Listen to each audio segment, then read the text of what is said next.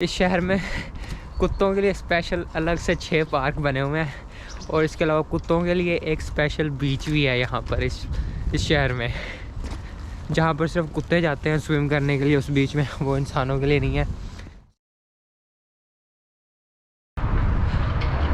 Hi everyone and welcome to my video from one of the most oldest and beautiful town of Finland, जिसका नाम पोर्वो है। तो ये इतना पुराना शहर है कि स्टोन एज के टाइम में भी यहाँ पर लोग मौजूद थे, और जिन लोगों को स्टोन एज का नहीं पता तो स्टोन एज का जो टाइम है वो 8700 से लेके 2000 बिफोर क्राइस्ट का टाइम है, जिसको स्टोन एज का टाइम कहा जाता है। यानी कि जीसस के आने से भी 2000 साल पहले की बात है। तो उस टाइम भी यहाँ पर लोग मौजूद थे और बहुत प्यारा शहर है और पुराना शहर है, और इतना बड़ा शहर नहीं है, आबादी भी इसकी कोई ख़ास ज़्यादा नहीं है। और फिनलैंड के कैपिटल से जो कि हेलसिंकी है उससे तकरीबन 1 घंटा दूर है। ये जो सिटी है ये पुरानी इमारतों के लिए, पुरानी बिल्डिंग्स के लिए जो कि हज़ारों साल पुरानी है उनके लिए मशहूर है।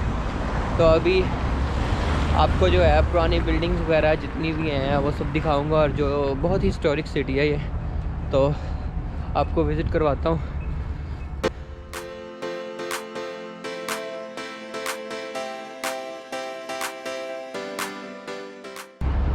तो भाई टोपी पहने हुए नज़र आ रहा हूँ क्योंकि सर्दी बहुत है यहाँ पे, लेकिन लकीली ये है कि मौसम अच्छा है।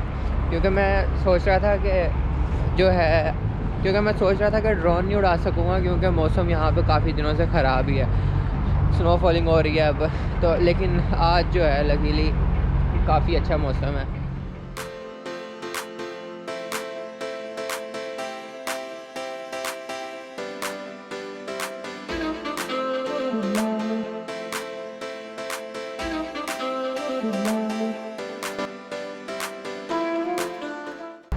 तो अभी आपको एक चीज़ दिखाता हूँ, क्योंकि यहाँ पर लोग बाइसिकलिंग बहुत ज़्यादा करते हैं, बाइसिकल्स बहुत यूज़ करते हैं। तो ये एक पीछे एक चीज़ लगी हुई है यहाँ पे। तो ये जो है ये इन्होंने यहाँ पर सारे गैजेट्स वगैरह है, मतलब अगर आपको कोई चीज़ ख़राब हो जाए तो आप यहाँ पे यूज़ कर सकते हो साइकिल में। और ये पंप है, यहाँ से आप हवा भी भर सकते हो। ये आप टायर में लगाओ, इसको दबाओ, हवा आएगी, साइकिल में हवा भर जाएगी। तो ये स्पेशली बाइसाइकिलिस्ट के लिए लगाया हुआ है ये।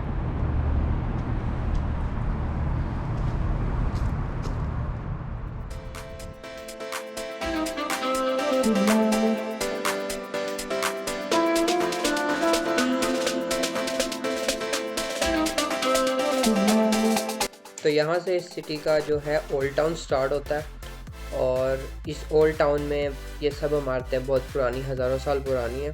और इसके अलावा ये जो स्ट्रीट है यहाँ पर मोस्टली जो है रेस्टोरेंट्स हैं, कुछ कैफ़ेज़ हैं,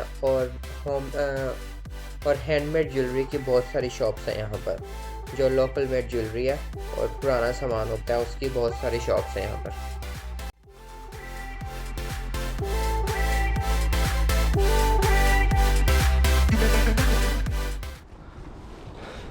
तो ये सिटी कोई ज़्यादा बड़ा शहर नहीं है, यहाँ पे तकरीबन 50,000 के करीब लोग रहते हैं, जिनमें से 30% जो हैं वो स्वीडिश बोलते हैं फ़र्स्ट लैंग्वेज के तौर पे, क्योंकि स्वीडन फिनलैंड के साथ वाला जो मुल्क है वो स्वीडन है। तो यहाँ पर 30% लोग स्वीडिश बोलते हैं। वैसे भी फिनलैंड की जो सेकंड लैंग्वेज है वो स्वीडिश है।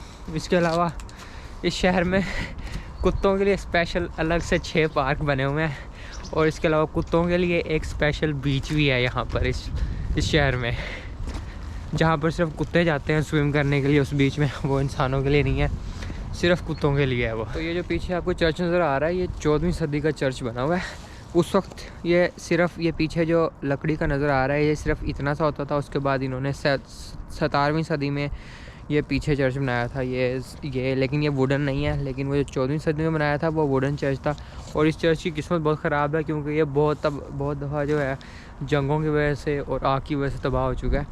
सबसे पहले ये 1508 में जो है डैनिश आर्मी ने इसको तबाह किया था। उसके बाद जो है रशियंस ने भी 1571 में, और उसके बाद भी काफ़ी दफ़ा इसके ऊपर हमले किए और इसको तबाह किया। और इसके बाद एक दफ़ा सेकंड वर्ल्ड वॉर के दौरान इसके ऊपर बम गिराया गया था, लेकिन वो बम फटा नहीं, जिसकी वजह से चर्च उस दफ़ा बच गया। 2006 में भी यहाँ पर आग लगी थी जिसकी वजह से इसका काफ़ी सा तबाह हो गया था। और उस आग लगने की वजह से यहाँ पर जिस बंदे के ऊपर उसका इल्ज़ाम लगा था उसको उसके बाद इन्होंने 6 साल के लिए कैद में डाल दिया था आग लगाने की वजह से। लेकिन बहुत हिस्टोरिक चर्च है, बहुत पुराना चर्च है, 14वीं सदी का बना हुआ है और काफ़ी दफ़ा तबाह होने के बाद भी अभी भी ये यहाँ पर मौजूद है। तो ये जो छोटी सी स्ट्रीट है इसके इस स्ट्रीट से रिलेटेड जो है ना एक छोटी सी स्टोरी है कि क्योंकि ये जो नीचे जो ये रास्ता बना हुआ है पीछे, ये बड़ा एक मुश्किल सा पत्थर रख के पता नहीं किस तरह बना हुआ है, क्योंकि काफ़ी सदियों पुराना बना हुआ है। तो यहाँ के लोगों को ये लगता है, इन लोगों के मुताबिक, ये जो रास्ता पीछे बना हुआ है ये इसको डेविल्स स्ट्रीट कहते हैं। मतलब ये कहते हैं कि ये जो स्ट्रीट है ये शैतान ने खुद बनाई है अपने हाथों से।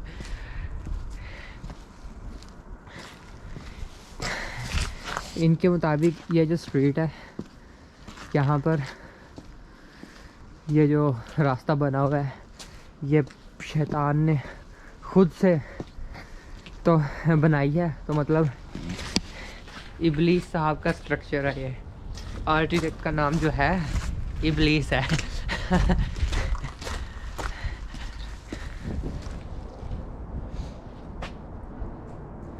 How do you feel about it? You like it? It's really beautiful. I like it. हाँ. And the weather is awesome also. Yeah, but it's really cold. नाक से, आँखों से, हर जगह से पानी निकल रहा है। सर्दी। नाक कुल्फी बन गया। मेरा नाक कुल्फी है। कुल्फी है। या सो ये देखें, ये सारी स्ट्रीट्स जो हैं काफ़ी सदियों पुरानी बनी है, बहुत प्यारी जगह है।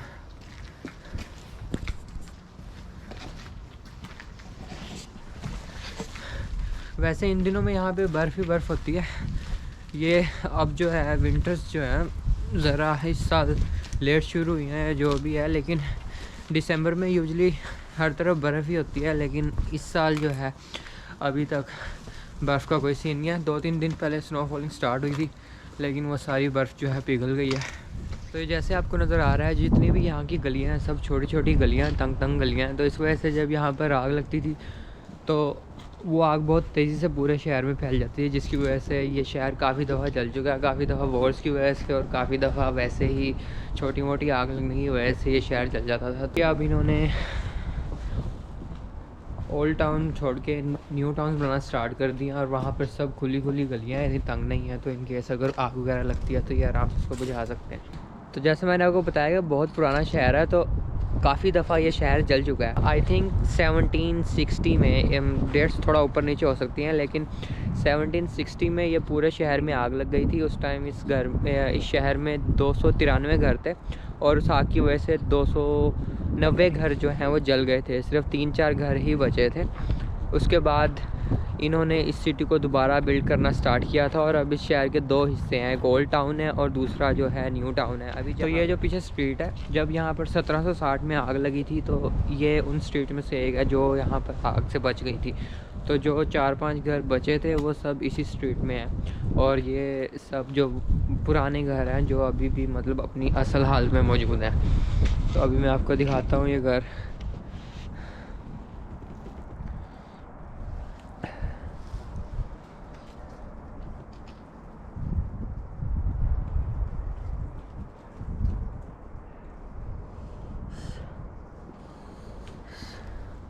और जितनी भी यहाँ की गलियाँ ये पुराने टाइम की तरह की बनी हुई हैं। तो नीचे जो है पत्थर लगे हुए हैं, अगर आपको नज़र आ रहा होगा तो ये सब पत्थर हैं। और इस कंट्री का, फिनलैंड का सबसे पुराना स्कूल भी इसी शहर में है। और इसके अलावा ये किसी दौर में फिनलैंड का एक one of the most biggest city होता था। आज की बात नहीं है, आई थिंक कोई 1700 कुछ की बात होगी। तो उस टाइम में ये यहाँ का सबसे एक बड़ा शहर होता था। उस टाइम यहाँ की आबादी मेरे ख्याल से 1500 थी, तो उस वक्त ये यहाँ का सबसे बड़ा शहर होता था। तो ये जो रोड है पीछे, ये रोड के इस साइड पे जो है ये सब न्यू टाउन है और ये दूसरी साइड पे ये ओल्ड टाउन है। मतलब एक साइड पे सब पुरानी बिल्डिंग्स हैं, दूसरी साइड पे नई बिल्डिंग्स बनी हुई हैं। तो जैसा कि मैंने आपको बताया कि ओल्ड टाउन और न्यू टाउन टोटली डिफरेंट है। तो ये आप देख सकते हैं, ये सब न्यू टाउन है और ये ओल्ड टाउन से बिल्कुल टोटली डिफरेंट है। तो ये जो पीछे आपको बिल्डिंग नज़र आ रही हैं रेड कलर की, तो ये वो जगह है जो कि पुराने वक्तों में हार्बर के तौर पर इस्तेमाल होती थी। ये जो रिवर आपको नज़र आ रहा है ये सीधा जाकर समंदर से मिलता है। तो पहले जब शिप्स आते थे तो वो यहाँ पर लोडिंग और अनलोडिंग होती थी, उनकी हार्बर के तौर पर इस्तेमाल होती थी ये जगहें। और लेकिन अब ये जो मोस्टली जो है कुछ होटल्स बन गए हैं, कुछ रेस्टोरेंट्स वगैरह बन गए हैं। पहले जब जहाज़ आते थे तो यहाँ पर लोडिंग और अनलोडिंग होती थी उनकी। तो ये काफ़ी ये रेड जो बिल्डिंग्स आपको नज़र आ रही हैं छोटी छोटी, ये वेयर हाउसेस के तौर पर भी इस्तेमाल होते थे। लेकिन अब इनमें से मोस्टली जो जैसे मैंने बताया कुछ होटल्स बन गए हैं, कुछ घर बन गए हैं और रेस्टोरेंट वगैरह बन गए हैं।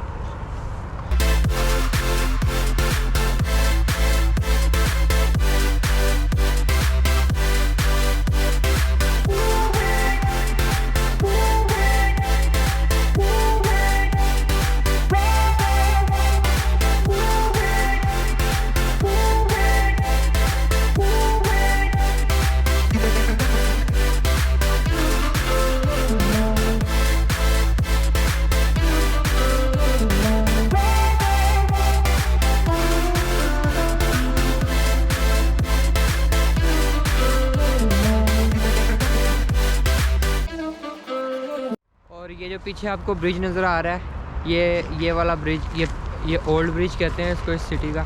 और पुराने दौर में क्योंकि फ़िनलैंड का एक सिटी था वीवर्क के नाम से, वो फ़िनलैंड का ही हिस्सा था। लेकिन उसके बाद वो रशिया ने ले लिया था, रशिया ने उसके ऊपर कब्ज़ा कर लिया था।